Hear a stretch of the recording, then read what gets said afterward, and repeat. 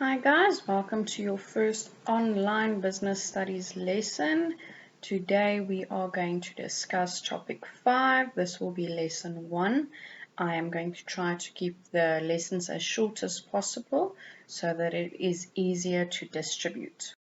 Okay, we are looking at the different business sectors. This sounds familiar because you have learned about it in grade 8 and grade 9. So let's have a look. Okay, now there are 3 stages in the production process: the extraction of raw materials, the processing of raw materials into products, and the transfer of finished products to the consumer.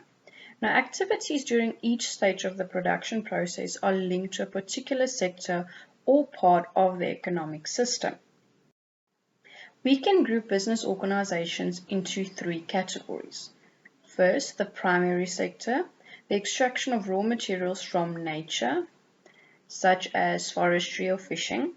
Secondary sector, manufactures raw materials into consumer products. So this is where fish are then transported to factories and then the factories manufacture it to consumer products. Then we have the tertiary sector, which brings the products to the consumers. Now each sector is subdivided into different industries. The primary, secondary, and tertiary sectors, many organization types such as mining, wholesalers, retailers, fishery, etc., contribute towards providing products and services to consumers. Each activity in the production process is linked to a particular sector in the economy, depending on the nature of the product. So if you look here at the circles here, the 3 sectors of the economy, you can also check on page 63 if it is not clear on the slide for you. First, in the middle, we have the primary sector, the natural resources, which then goes to the secondary sector, which has baking, aircraft, building or construction, computers, etc. Then lastly, we have the tertiary sector, banking, transport, hairdressing, hotels, travel agents, catering, insurance, etc. So just to give you a rough idea what is in each sector. Now, if we look at the primary sector, it is the first stage in the production process.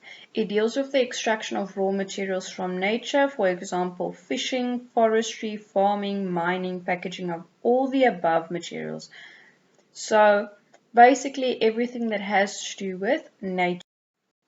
Productivity depends on weather conditions, available arable soil, and fish stocks. Remember, if there is no rain, farmers cannot produce as much fruits and vegetables, which then dampers their productivity. Now, the mining sector is very sensitive to the exchange rate movement. If it is not feasible for some mines to operate, they shut down certain shafts and reopen them when the exchange rate is in their favor. Now, this means that if there is not a favorable exchange rate, it is not worth their while to actually continue to mine. So they close a certain sector and then only reopens it when, if we say, the money is right for them. Mining remains an important foreign exchange earner. Now the distribution of products. The goods of the primary sector may be sold directly to consumers. Most goods from the primary sector are sold to other industries where they are processed and made into other products. Think about fishery. We can go buy fish directly from a fish market and we can consume it. In other cases, it is sold to other industries in the secondary sector where it is then processed. Think of tuna. Tuna is a very big fish. We cannot simply buy it from a fish market. So it is sold to the secondary sector, which manufactures it in tuna cans for us to then consume.